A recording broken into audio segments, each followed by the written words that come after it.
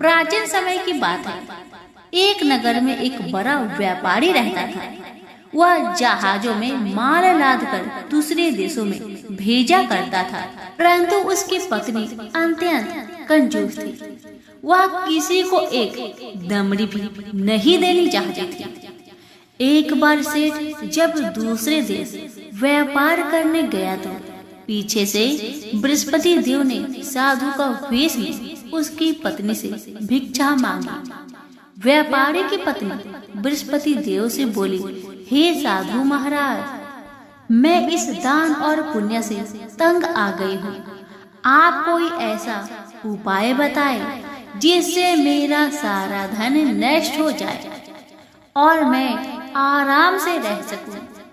मैं यह धन लुटता हुआ नहीं देख सकती। बृहस्पति देव ने कहा, हे देवी, तुम बड़ी विचित्र हो। संतान और धन से कोई दुखी होता है? अगर अधिक धन है तो इसे शुभ कार्यों में लगाओ, कुंवारी कन्याओं का विवाह कराओ, विद्यालय और बाग बगीचों का निर्माण कराओ। ऐसे पुण्य कार्य करने से तुम्हारा लोक परलोक सार्थक हो सकता है।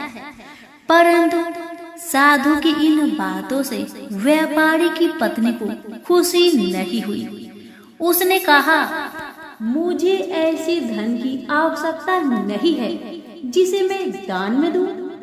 तब बृहस्पति देव बोले, यदि तुम्हारी ऐसी इच्छा है तो तुम एक उपाय करना।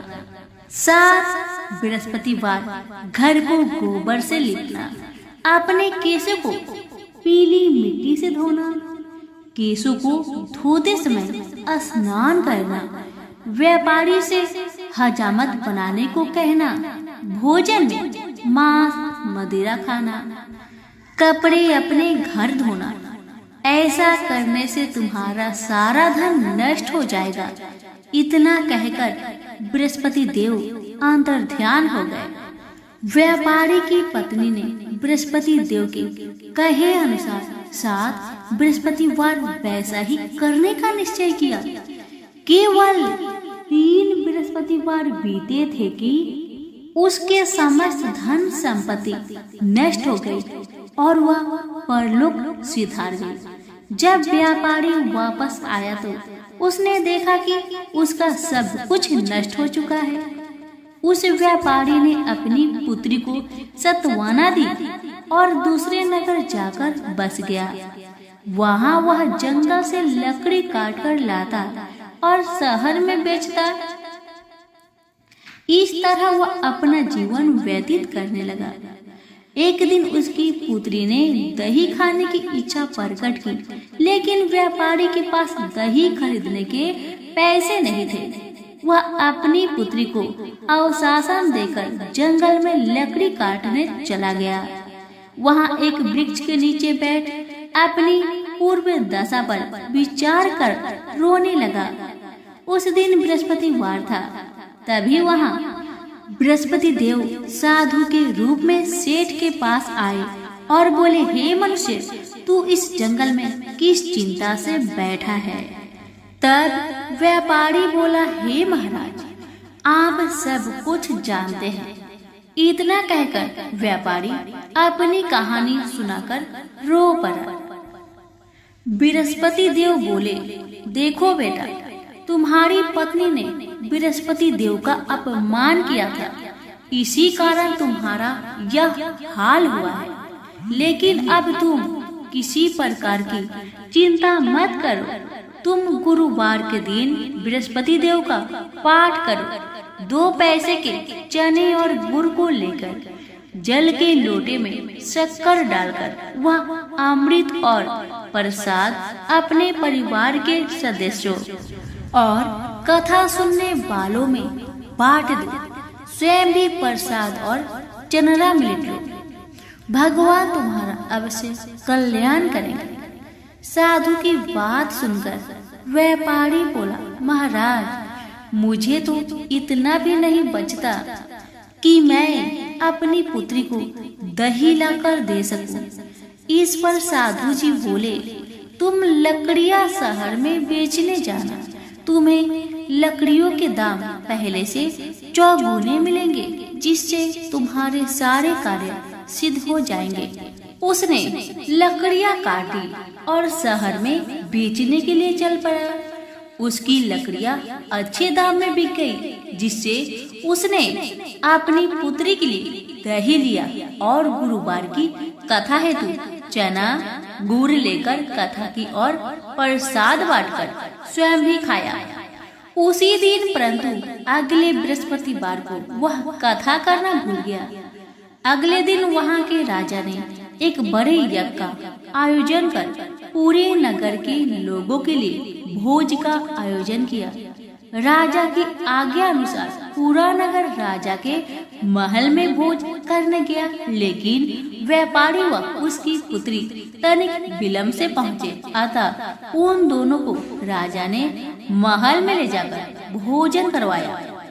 जब वे दोनों लौटकर आए तब रानी ने देखा कि उसका खूंटी पर टंगा हार गायब है। रानी को व्यापारी और उसकी पुत्री पर संदेह हुआ कि उसका हार उन दोनों ने ही चुराया है। राजा के आज्ञा से उन दोनों को कारावास की कोठरी में कैद कर दिया गया। कैद में पड़कर दोनों अत्यंत दुखी हुए। वहां उन्होंने बृहस्पति देवता का स्मरण किया। बृहस्पति देव ने प्रकट होकर व्यापारी को उसकी भूल का आभास कराया और उन्हें सलाह दी कि गुरुवार के दिन कैद खाने के दरवाजे पर तुम्हें 2 पैसे मिलेंगे। उनसे तुम चने और मुनक्का मंगवाकर विधि पूर्वक बृहस्पति देवता का पूजन करना, तुम्हारे सब दुख दूर हो जाएंगे। बृहस्पतिवार को कैद खाने के द्वार पर उन्हें 2 पैसे मिले। बाहर सड़क पर एक स्त्री जा रही थी। व्यापारी ने उसे बुलाकर गुड़ और चने लाने को कहा। इस पर वह स्त्री बोली, मैं अपने बहू के लिए गहने लेने जा रही हूँ, मेरे पास समय नहीं है। इतना कहकर वह चली गई। थोड़ी देर बाद वहाँ से एक और स्त्री निकली। व्यापारी ने उसे बुलाकर कहा कि हे बहन, मुझे बृहस्पतिवार की कथा करनी है, तुम मुझे 2 पैसे का गुड़ चना ला दो।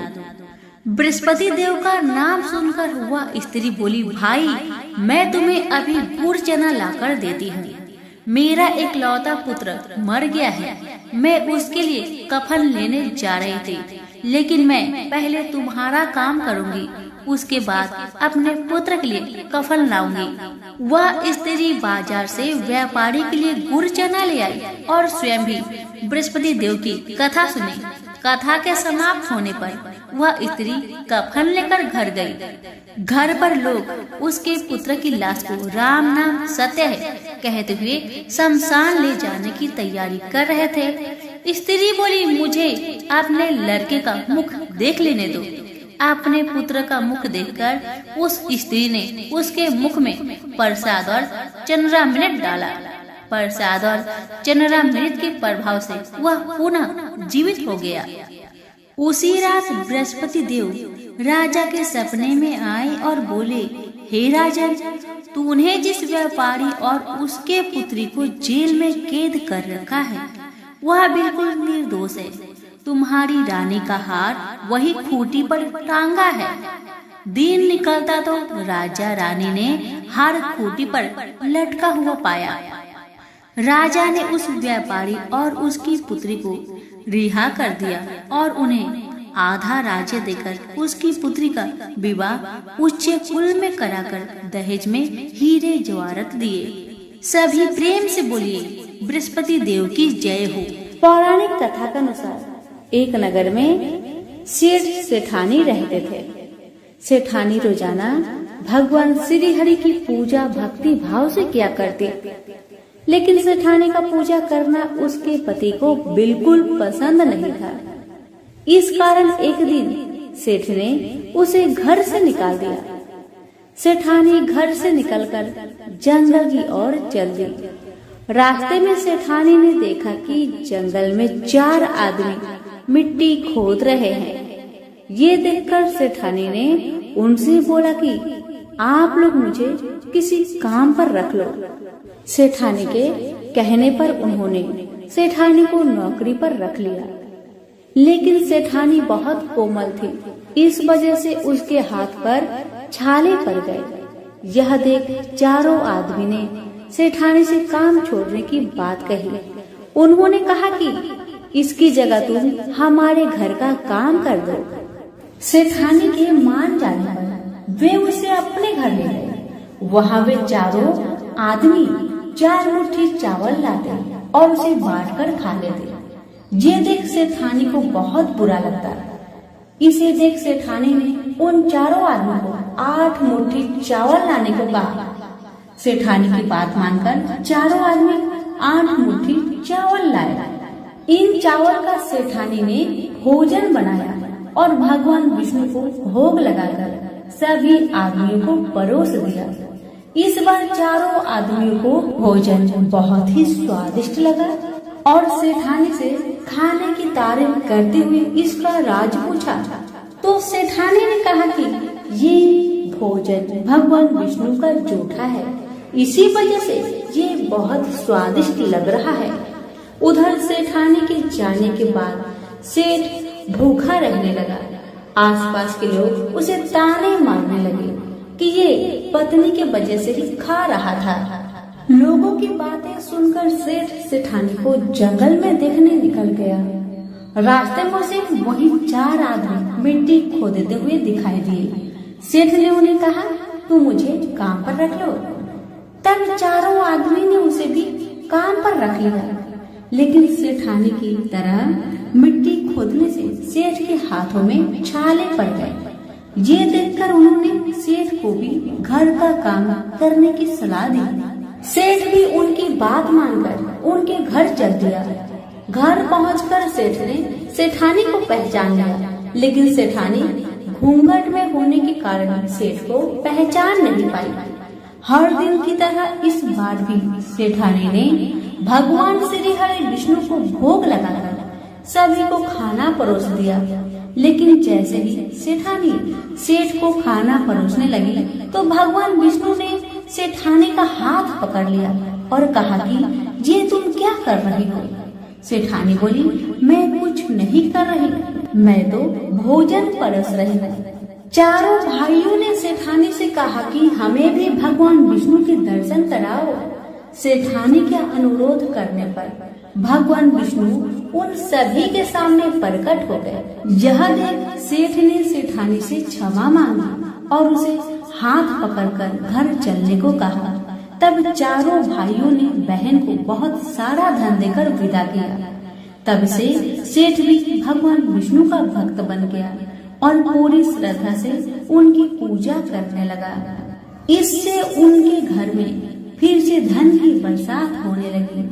ऐसी मान्यता है कि इस दिन व्रत रखने से सत्यनारायण भगवान के साथ हनुमान जी, प्रभु श्री राम और माता सीता की कृपा भी प्राप्त होती है। प्रेम से बोले विष्णु भगवान की जय। एक बार भृगु ऋषि ने जानना चाहा कि ब्रह्मा, विष्णु और महेश में कौन सबसे श्रेष्ठ है। वह बारी बारी से सबके पास गए। ब्रह्मा और महेश ने भृगु को पहचाना तक नहीं, न ही आदर किया। इसके बाद भृगु विष्णु के यहाँ गए। विष्णु भगवान विश्राम कर रहे थे और माता लक्ष्मी उनके पैर दबा रही थी।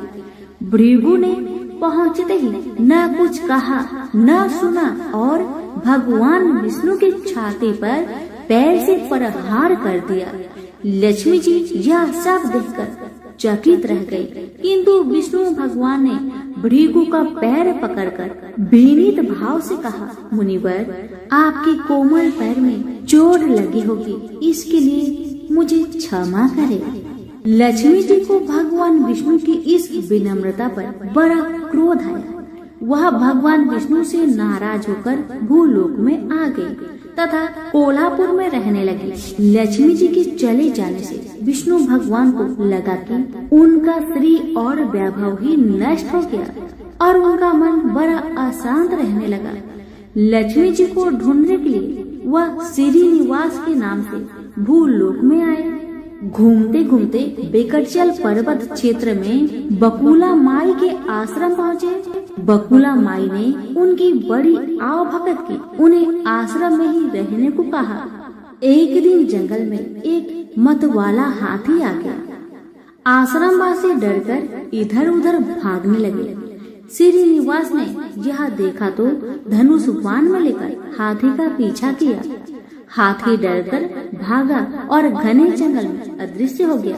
श्रीनिवास उसका पीछा करते करते थक गए थे। वह एक सरोवर के किनारे वृक्ष की छाया में लेट गए और उन्हें हल्की सी झपकी आ गई।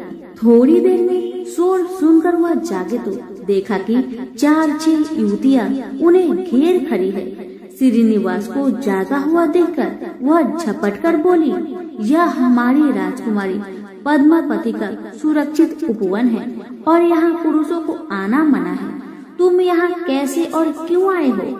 श्रीनिवास कुछ जवाब दे इससे पहले ही उनकी दृष्टि वृक्ष की ओर से झांकती राजकुमारी की ओर गई। श्रीनिवास पद्मावती को एकटक देखते रह गए। थोड़ा संयत होकर कहा, देवियों, मुझे पता नहीं था।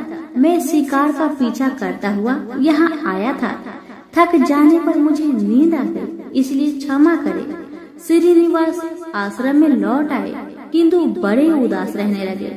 एक दिन बकुला माई ने बड़े प्यार से उनकी उदासी का कारण पूछा तो श्रीनिवास ने पद्मावती से भेंट होने की सारी कहानी कह सुनाई।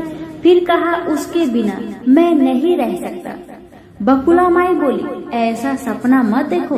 कहा वह प्रतापी चोल नरेश आकाशराज की बेटी और कहा तुम आश्रम में पलने वाले एक कुल गोत्रहीन युवक। श्रीनिवास बोले, माँ, एक उपाय है, तुम मेरा साथ दो तो सब संभव है।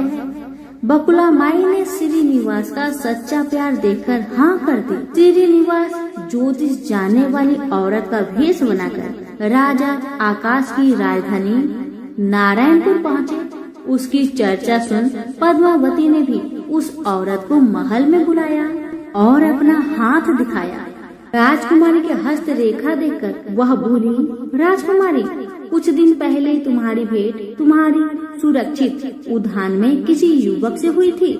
तुम दोनों की दृष्टि मिली थी। उसी युवक से तुम्हारी शादी का योग बनता है। पद्मावती की माँ धारणा देवी ने पूछा, यह कैसे हो सकता है? ज्योतिषी औरत बोली, ऐसा ही योग है। ग्रह कहते हैं कोई औरत अपने बेटे के लिए आपकी बेटी मांगने स्वयं आएगी। 2 दिन बाद सचमुच ही बकुला माई एक तपस्विनी के भेष में राजमहल आई। उसने अपने युवा बेटे के साथ पद्मावती के विवाह की चर्चा की। राजा आकाश ने बकुला माई को पहचान लिया। उन्होंने पूछा, वह युवक कौन है? बकुला माई बोली, उसका नाम श्रीनिवास है। वह चंद्र वंश में पैदा हुआ है। मेरे आश्रम में रह रहा है। मुझे माँ की तरह मानता है। राजा आकाश ने कुछ सोचकर उत्तर देने के लिए कहा। बकुला माई के चले जाने पर आकाश ने राज पुरोहित को बुलाकर सारी बात बताई। राज पुरोहित ने गणना की, फिर सहमति देते हुए कहा, महाराज, श्रीनिवास में विष्णु जैसा देवगुण है और लक्ष्मी जैसी आपकी बेटी के लिए यह बड़ा सुयोग है। राजा आकाश ने तुरंत बकुला बाई के यहाँ अपनी स्वीकृति के साथ विवाह के लग्न पत्रिका भेज दी। बकुला माई ने सुना तो वह चिंतित हो उठी। श्रीनिवास से बोली, बेटा, अब तक तो विवाह की चिंता ही थी, अब पैसे न होने की चिंता है। मैं वरा स्वामी के पास जाती हूँ, उनसे पूछती हूँ कि क्या किया जाए। बकुला माई श्रीनिवास को लेकर वरा स्वामी के पास गई और श्रीनिवास के विवाह के लिए धन की समस्या बताई। तो वरा स्वामी ने 8 दिक्पालों इंद्र, कुबेर, ब्रह्मा, शंकर आदि देवताओं को अपने आश्रम में बुलवाया और फिर श्रीनिवास को बुलाकर कहा, तुम स्वयं इन्हें अपनी समस्या बताओ। श्रीनिवास ने देवताओं से कहा, मैं चोल नरेश राजा आकाश की बेटी पद्मावती से विवाह करना चाहता हूँ। मेरी हैसियत राजा के अनुरूप नहीं है, मेरे पास धन नहीं है, मैं क्या करूँ? इंद्र ने कुबेर से कहा, कुबेर, इस काम के लिए तुम श्रीनिवास को ऋण दे दो। कुबेर ने कहा, ऋण तो दे दूंगा, पर उसे यह वापस कब और कैसे करेगा, इसका निर्णय होना चाहिए। श्रीनिवास बोले, इसकी चिंता मत कीजिए, कलयुग के अंत तक मैं सब ऋण चुका दूंगा। कुबेर ने स्वीकार कर लिया। सब देवताओं की साक्षी में श्रीनिवास के ऋण पत्र लिख दिया गया। उस धन से श्रीनिवास और पद्मावती का विवाह बड़े धूमधाम से हुआ। तभी नारद ने कोल्हापुर जाकर लक्ष्मी को बताया, विष्णु ने श्रीनिवास के रूप में पद्मावती से विवाह कर लिया है। दोनों वेंकटाचल पर्वत पर रह रहे हैं। यह सुनकर लक्ष्मी जी को बड़ा दुख हुआ। वह सीधे वेंकटाचल पहुँची। विष्णु जी की सेवा एवं लगी पद्मावती को भला बुरा कहने लगे। श्रीनिवास विष्णु रूप में मेरी पति है, तूने इनके साथ विवाह क्यों किया? दोनों ने वाक युद्ध होने लगा। तो श्रीनिवास को बड़ा दुख हुआ। वे पीछे हटे और पत्थर की मूर्ति के रूप में बदल गए। जब दोनों देवियों ने यह देखा तो उन्हें बड़ा दुख हुआ कि श्रीनिवास तो अब किसी के न रहे। इतने में शीला विग्रह से आवाज आई, देवियों में इस स्थान पर बक्टेश्वर स्वामी के नाम से अपने भक्तों का अभिष्ट पूरा करता रहूंगा। उनसे प्राप्त चढ़ावे के धन द्वारा कुबेर का कर्ज ब्याज चुकाता रहूंगा। इसलिए तुम दोनों मेरे लिए आपस में झगड़ा मत करो। यह बातें सुनते ही लक्ष्मी जी और पद्मावती दोनों ने सिर झुका लिया।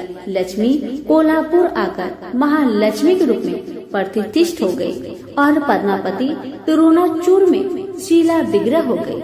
आज भी तिरुपति क्षेत्र में तिरुमला पहाड़ी पर भगवान बकेटेश्वर स्वामी के दर्शन हेतु भक्त गणों से इसी भाव से शुक्ल लिया जाता है। उनकी पूजा पुष्प मिष्टान आदि से न होकर धन द्रव्य से होती है। इस धन से भगवान श्री कृष्ण बकेटेश्वर स्वामी कुबेर का कर्ज चुका रहे हैं। सभी प्रेम से बोलिए श्री लक्ष्मी नारायण की जय हो। एक बार ब्रह्मा जी के मानस पुत्र सनत सनकादि भगवान विष्णु के दर्शन करने बैकुंठ धाम में पहुँचे। बैकुंठ में विष्णु धाम के द्वार पर भगवान के दो पार्षद जय और विजय द्वारपाल के रूप में बैठे थे। इन दिगंबर साधुओं को देखकर पहले तो उन्हें हंसी आ गई, फिर पूछा, आप लोग कौन हैं? ऐसे नंग धरंग यहाँ कहाँ चले आ रहे हैं? उनकी बात सनत ने बुरे नहीं माना, क्योंकि ये द्वारपाल थे और बिना पूरी जांच पड़ताल के कैसे अंदर जाने देते भला। अपनी वेशभूषा पर उनके हंसने का भी बुरा नहीं माना, क्योंकि बैकुंठ जैसे वैभवशाली परिवेश में ऐसे साधुओं का क्या काम है। उनके प्रश्नों का उत्तर देते हुए उन्होंने कहा, हम सनत कुमार भगवान विष्णु के दर्शन करना चाहते हैं। हम सदा इसी रूप में रहते हैं, इसलिए हमें अंदर जाने दो। मगर जय विजय नामक द्वारपाल ने सनत सनकादि को अंदर नहीं जाने दिया। इससे ऋषियों को क्रोध आ गया कि इन द्वारपालों को इतनी भी समझ नहीं कि ऋषियों साधु के साथ कैसा व्यवहार करना चाहिए। क्रोध में उन्होंने श्राप देते हुए कहा, तुम दोनों ने देव के साथ रहकर भी दैत्य जैसा व्यवहार किया है, इसलिए अगले जन्म में तुम दोनों दैत्य कुल में जन्म लोगे। द्वार पर इस विवाद को सुनकर भगवान विष्णु स्वयं बाहर आ गए और सनत सनकादि को आदर से अंदर जाने को कहा। उधर जय विजय को दुखी देख भगवान विष्णु ने कारण पूछा। उन्होंने अपने श्राप की सारी बात बताई। भगवान विष्णु ने कहा, दंडता का फल तो तुम्हें भोगना ही पड़ेगा। असुर कुल में तुम्हारा अगला जन्म अवश्य होगा। इतनी चिंता मत करो, तुम मेरे पार्षद हो, इसलिए इसका पुण्य भी मिलेगा। मेरे द्वारा ही तुम्हें दैत्य योनि से मुक्ति मिलेगी। सनत सनकादि भगवान के दर्शन कर चले गए। जय विजय की मृत्यु होने पर उनका जन्म कश्यप ऋषि की पत्नी दीति के गर्भ से हुआ। दीति दैत्य कुलों की माता थी, अतः उसके गर्भ से जन्म लेने वाले जय विजय का नाम इस जन्म में हिरण्याक्ष और हिरण्यकशिपु हुआ। उन दोनों में प्रबल असुरी शक्ति थी। उन्होंने अपने उत्पाद द्वारा असुरी शक्ति के बल पर असुरी राज्य स्थापित किया।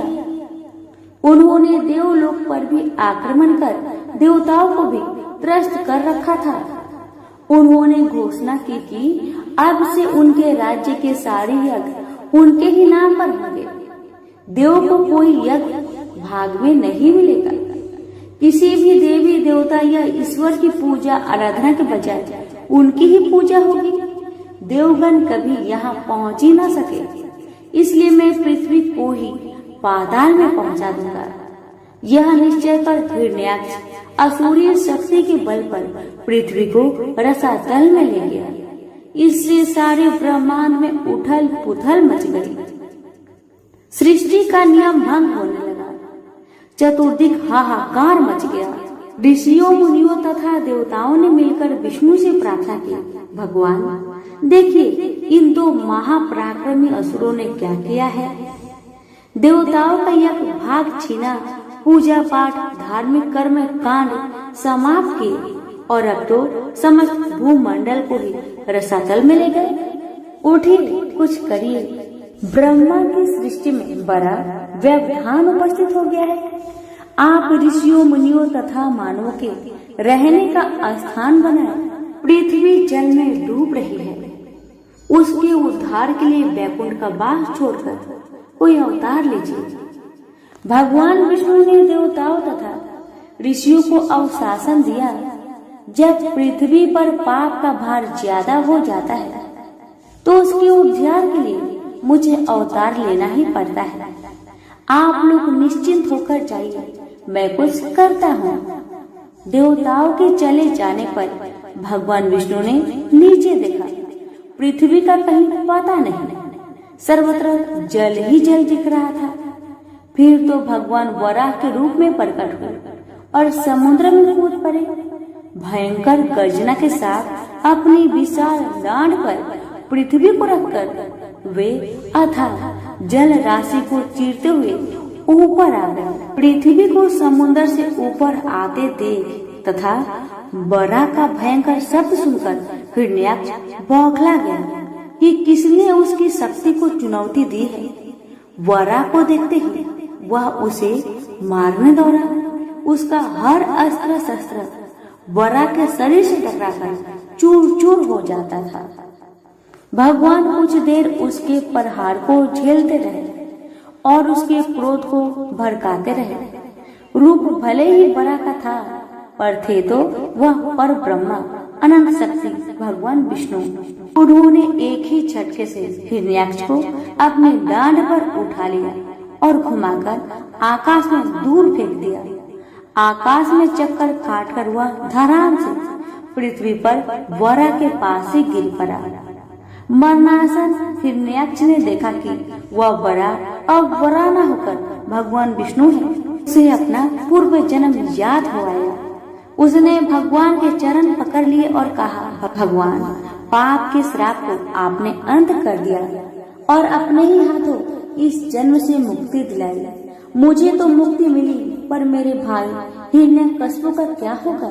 उसे भी तो मुक्ति दीजिए। भगवान विष्णु हंसकर बोले, समय से पूर्व किसी के पाप का अंत नहीं होता।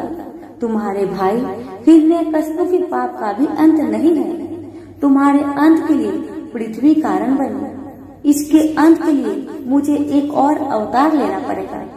तुम्हारे लिए वराह बनना पड़ा। उसके लिए नरसिंह रूप में अवतार लेकर उसका उद्धार करना पड़ेगा। भगवान विष्णु के ये शब्द सुनकर हिरण्याक्ष ने बड़ी शांति से अपने प्राण त्याग दिए। तभी प्रेम से बोले, विष्णु भगवान की जय। अब सुनेंगे नरसिंह अवतार की कथा। अपने बड़े भाई हिरण्याक्ष के मारे जाने पर हिरण्यकशिपु बौखला उठा। हिरण्याक्ष को मारने के लिए नारायण को वराह यानी शुक्र तक बनना पड़ा।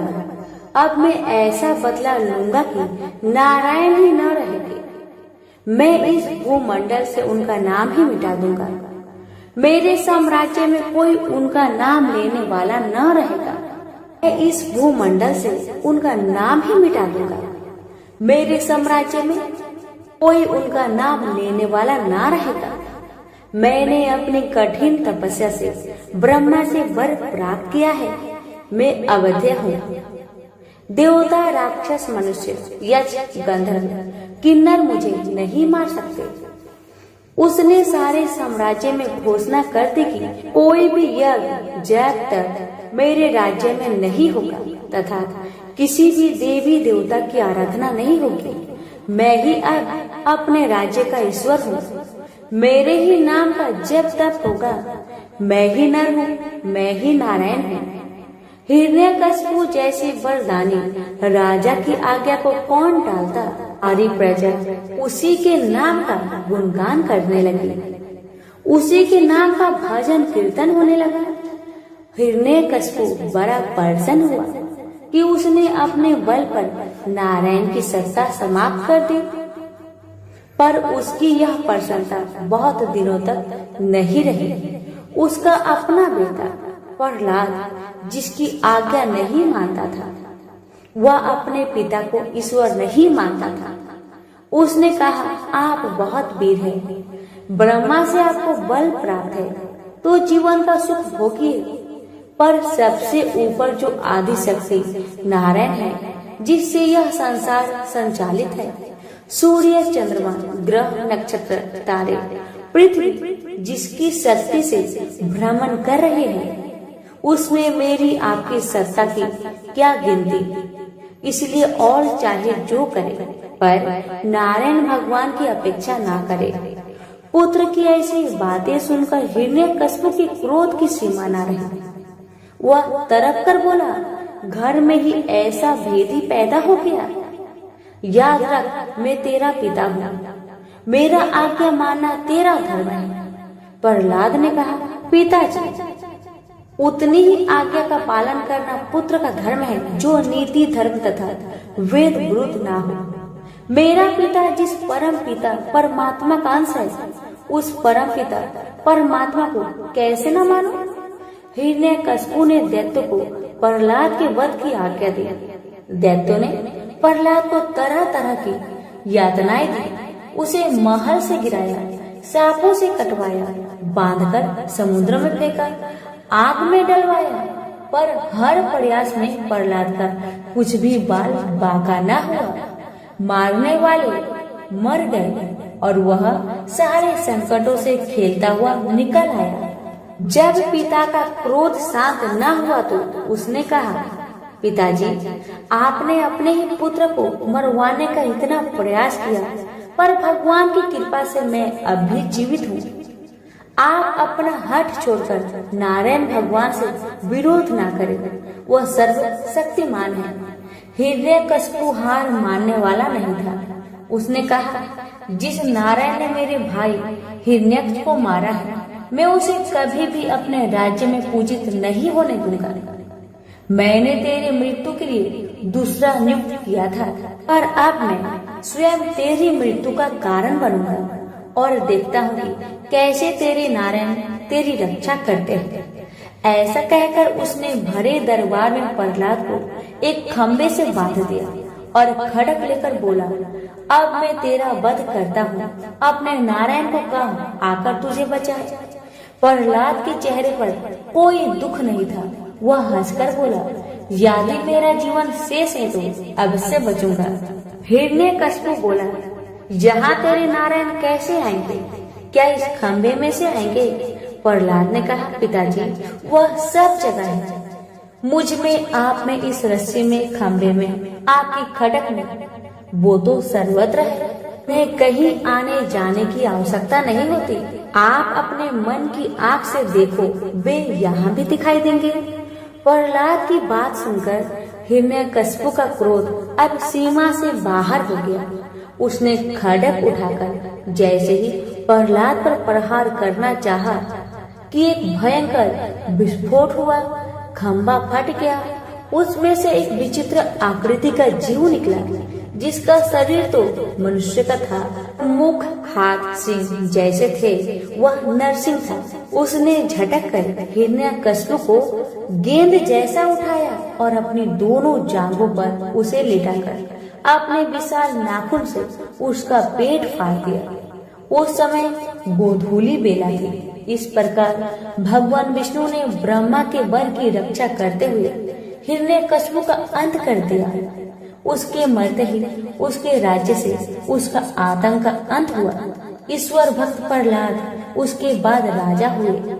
उनके राज्य में धर्म स्थापना हुई। तो प्रेम से बोले विष्णु भगवान की जय। आजामिल एक सदाचारी ब्राह्मण था।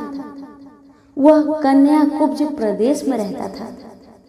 प्रारंभिक जीवन वह बहुत ही सदाचारी तथा ब्राह्मणोचित कर्म करने वाला था। दुर्योग से एक बार वह किसी दासी के प्रेम में पड़ गया और उसे अपनी पत्नी बनाकर रहने लगा। उसकी कुसंगति के कारण उसके विचार दूषित हो गए और दुष्कर्मों से वह अपनी जीविका चलाने लगा। वह लूटपाट तथा हत्या जैसे बुरे कर्मों में हमेशा लगा रहता था। दासी से इसके 10 पुत्र थे। उनमें से सबसे छोटे पुत्र से उसे बड़ा मोह था।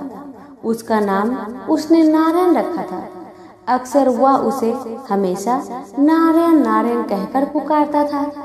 उसके अन्य बेटा उसकी कोई परवाह नहीं करते थे तथा वे भी उसी की तरह दुष्ट कर्मों में लगे रहते थे।